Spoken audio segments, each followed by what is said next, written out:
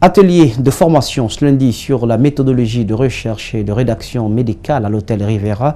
C'est une activité initiée par la Société guinéenne de gynécologie en partenariat avec le gouvernement guinéen. Cette activité vise à mieux outiller les acteurs du domaine en vue de plus de professionnalisme et de respect du métier médical. Mohamed Valektoura.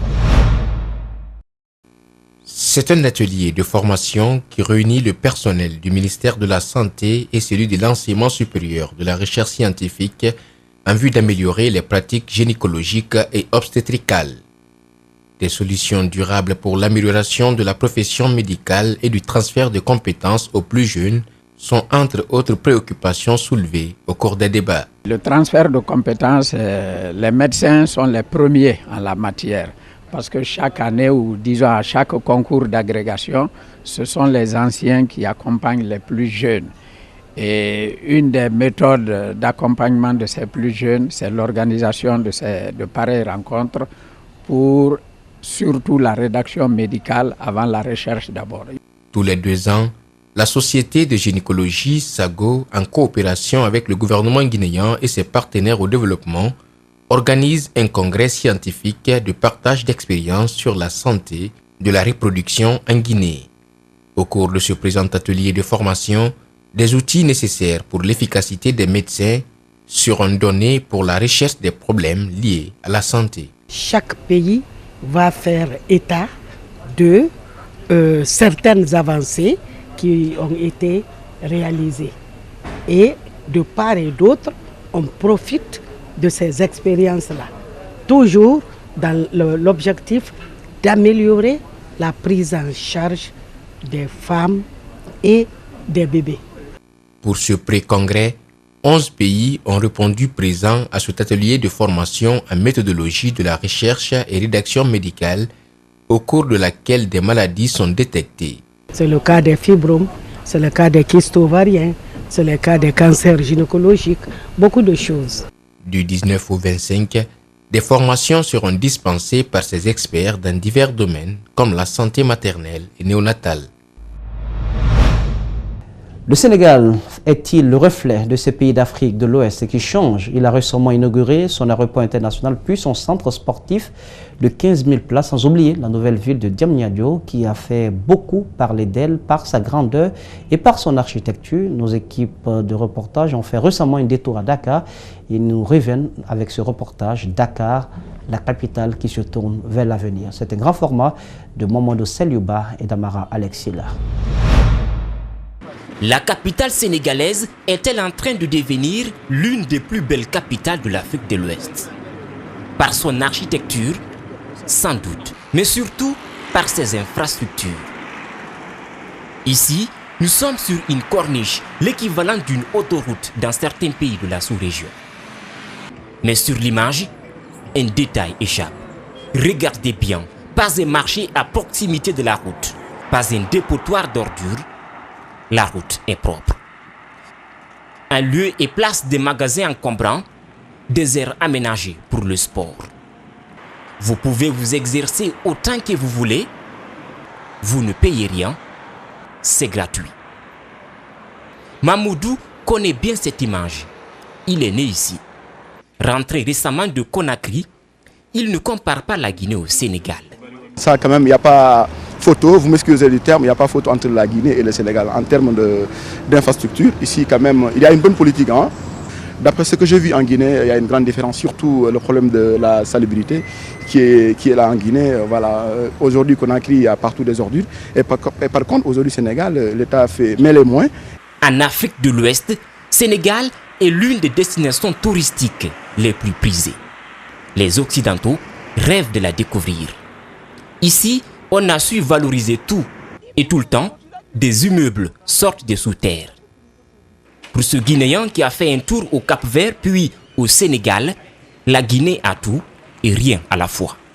On dit que c'est le château d'eau de l'Afrique, mais tout le monde a soif. L'électricité. Avant, ça criait là-bas.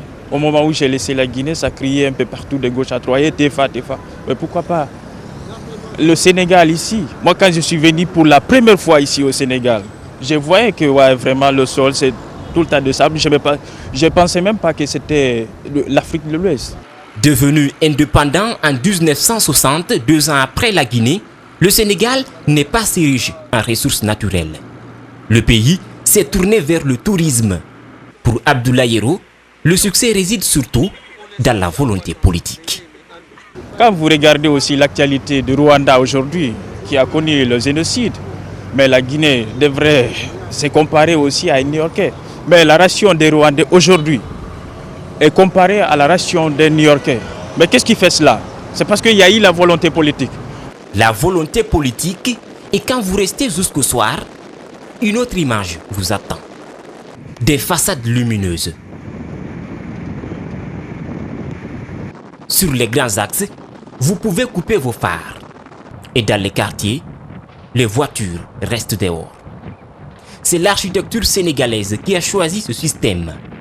Comme vous, on peut le voir, ici les courses sont rares, donc pas de place pour les voitures. Mais ne vous en faites pas, personne n'y touche. Je peux garer ma voiture ici et personne ne le dérange. 24 heures sur 24, tu peux laisser une chose ici sans que ne le dérange. Donc la quiétude vraiment ici n'est pas, ça préoccupe pas. Les gens ont dépassé cette limite. Pourquoi pas la Guinée? Donc j'interpelle l'autorité guinéenne à prendre conscience, la classe politique de tous bords, parce que je parle aux opposants, je parle de la mouvance présidentielle. Bien sûr, il faut se référer. Et pour votre retour dans votre pays, une autoroute dégagée avec péage. Un palais des sports et un aéroport dernière génération vous attendent. Retour à Conakry pour parler du livre Le Mouroutigi ou Le sabre du refus et le nouveau roman du journaliste Yamoussa Sidibé. Cette œuvre littéraire éditée par la maison Harmattan Guinée relate l'histoire d'un jeune garçon, Sonamori, qui, pour libérer sa mère, se fit esclave d'un seigneur de guerre. Au fil du temps, il va bâtir une grande armée dans le Manding. Notre reporter, Mamadou Boy Diallo, a rencontré l'auteur pour parler de son roman passionnant et teinté d'intrigue. Suivez. Au-delà d'être journaliste, son histoire rime avec la lettre E comme écrivain. Rien d'étonnant car le voici tenant dans sa main son nouveau roman intitulé Le Mouroutigi ou Le sabre du refus. Yamoussa Sidibé revient avec ce roman teinté d'histoire et de faits réels qui raconte la vie d'un jeune garçon, Sonamori, doté d'une grande bravoure. Il a tous les aspects de Samori Touré. Samori Touré est un homme extraordinaire. C'est un homme extraordinaire qui n'est pas né dans une maison où il y avait le pouvoir. Il est simple colporteur, il découvre les armes et puis voilà, il crée un État, il crée une nation et il l'administre de manière extraordinaire. Amour, patriotisme, intrigue, trahison et résignation sont les trames de ce livre qui s'immiscent dans l'intimité des grands hommes ouest-africains du XXe siècle, notamment Samori Touré, qui a inspiré l'auteur. Je ne sais pas si c'est une maturité, je ne sais pas si c'est un couronnement, mais j'ai le sentiment que c'est une suite logique dans mon écriture. Le Mouroutigi ou Le sabre du refus est le 5e ouvrage de Yamoussa Sidibé. Déjà, un essai est en cours de finalisation. Quand vous voyez Sabendès, c'est l'école primaire où j'ai étudié, et puis Koloman, c'est là où j'ai presque arrêté le journalisme.